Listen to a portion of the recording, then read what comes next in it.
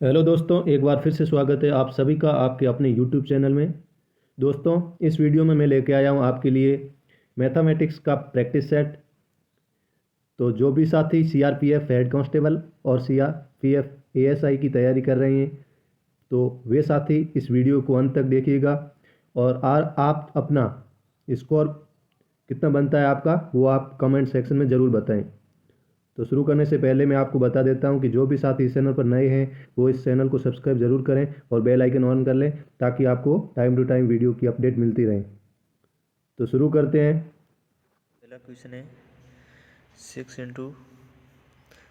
779 × 771 × 56 का इकाई अंक क्या होगा।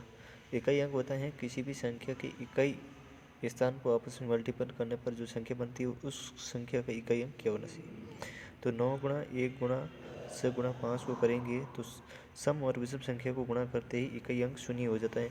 6 × 5 करेंगे तो सब पंजों 30 हो जाएगा, इकाई अंक 0 हो जाएगा। तो इसका आंसर फर्स्ट का ए राइट, ए का आंसर ए हो जाएगा। 6 × 5 = 30। नेक्स्ट क्वेश्चन सेकंड, शब्द गुणा x बराबर 1050 है तो 4x का मान कितना होगा। 1050 में 1050 में 14 का भाग देने पर x का मान 75 आ जाता है और 75 मल्टीप्लाई 4 करते हैं तो 300 answer. C is right answer second question. Next question है 64 का स्क्वायर माइनस 37 का स्क्वायर बराबर 10 गुणा x का मान क्या होता है। तो 64 का स्क्वायर हो जाता है 4000 शून्य। 64 का स्क्वायर है 4000 शून्य माइनस 37 का स्क्वायर है 1200 शून्य। 37 का स्क्वायर है 1200 शून्य। 1200 शून्य ये घटाते हैं तो शेष बचता है 2800 और 2800 में 10 का भाग देते हैं तो x का मान आ जाता है 280। Option A is correct answer. Next question है कि 9216 के निकट वो कौन सी प्रकार संख्या है जो 88 से पूर्णतः विभाजित होती है। 88 से पूर्णतः विभाजित होता है, इसका मतलब है वो संख्या 11 और 8 से विभाजित होगी। 11 गुणा 8, 11 8 88, इसका मतलब वो संख्या 11 और 8 से विभाजित होगी। यहाँ 8 से विभाजित होने वाली एकमात्र संख्या है ऑप्शन सी 9240, क्योंकि 8 का भाग संख्या के अंतिम 3 अंकों में जाता है। 240 में 8 का भाग देते हैं, 240 में 8 का भाग देते हैं तो 30 बार जाता है, ठीक है। और दूसरी तरफ 11 का भाग देते हैं तो भी 11 का भाग देते हैं तो सम स्थान और विषम स्थान के अंकों का अंतर या तो शून्य होना चाहिए या 11 के गुणन में होना चाहिए। तो 9 और 4 13 हो जाते हैं और 13 में से 2 घटाते हैं तो 11 शेष रहता है, इसलिए option C is correct answer. Next question है पिता और पुत्र की आयु का अनुपात। पिता और पुत्र की आयु का अनुपात 5:2 है।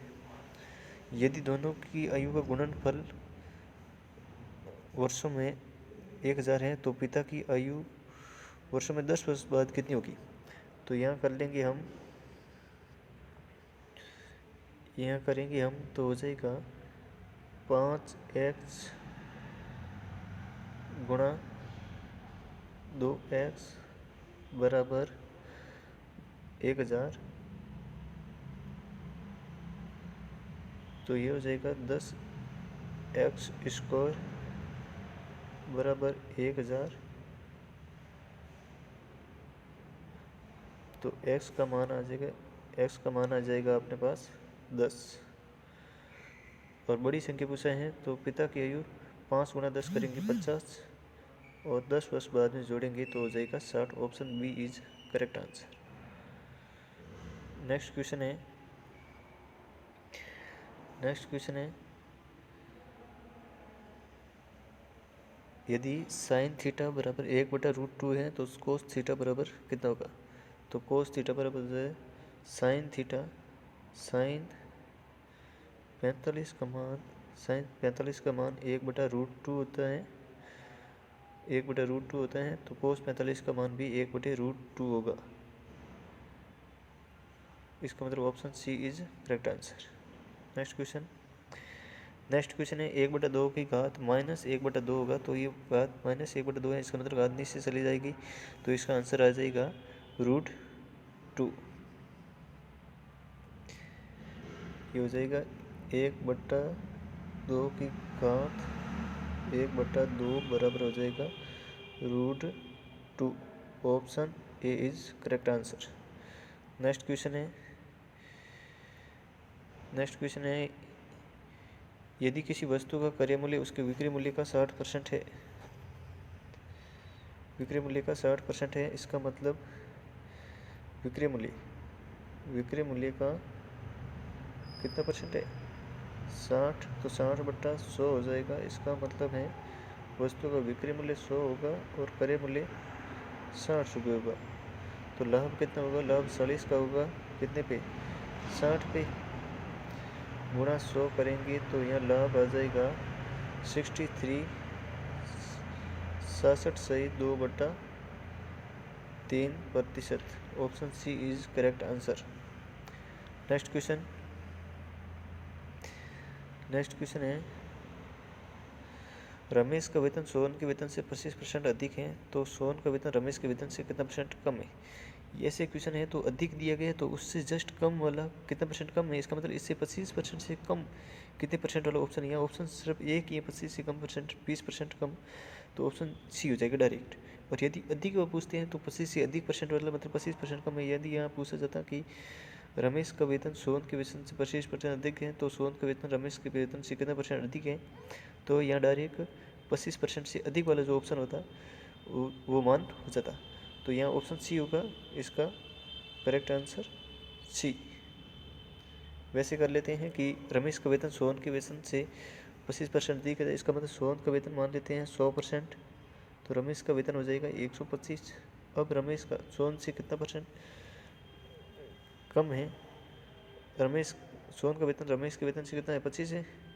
25 कितने के? 125 का, और मल्टीप्लाई 100 से करेंगे तो 25 पंजा 125 हो जाएगा, 5 बार किया, और 100 में 5 का भाग देते हैं तो 20%। Option C is correct answer. Next question है कि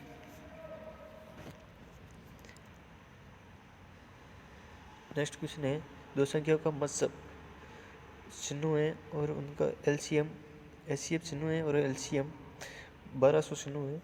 यदि एक संख्या 8467 है तो दूसरी संख्या क्या होती? तो एलसीएम गुणा एचसीएफ बटे पहली संख्या बराबर दूसरी संख्या आ जाती है।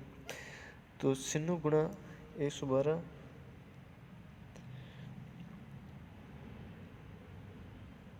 चिन्ह गुणा 112 और 1200 चिन्ह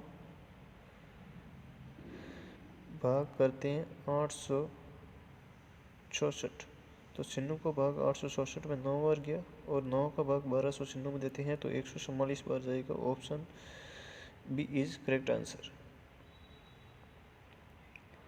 नेक्स्ट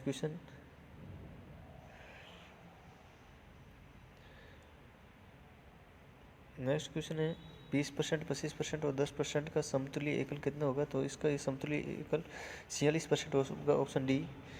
20% मतलब 20% मतलब 80/20 कम लेते हैं, 80/100 मल्टीप्लाई 25% कम 75/100 और 10% कम यानी 90/100। ये 2 जीरो से एक ये जीरो और एक ये जीरो कट गया, और 25 75 और 25 का 100 ये इससे करते हैं तो इसका आंसर आता है 46। Option D is correct answer. Next question है एक समबाहु त्रिभुज के अंतर्वर्त का क्षेत्रफल क्या है, जिसकी भुजा 6 सेंटीमीटर है। 6 सेंटीमीटर भुजा वाले समबाहु त्रिभुज के अंतर्वर्त के क्षेत्रफल, अंतर्वर्त की त्रिज्या होता है समबाहु त्रिभुज की भुजा, यानी ए मान लेते ए बट्टा 2√3। तो यहाँ ए का मान है 6/2√3।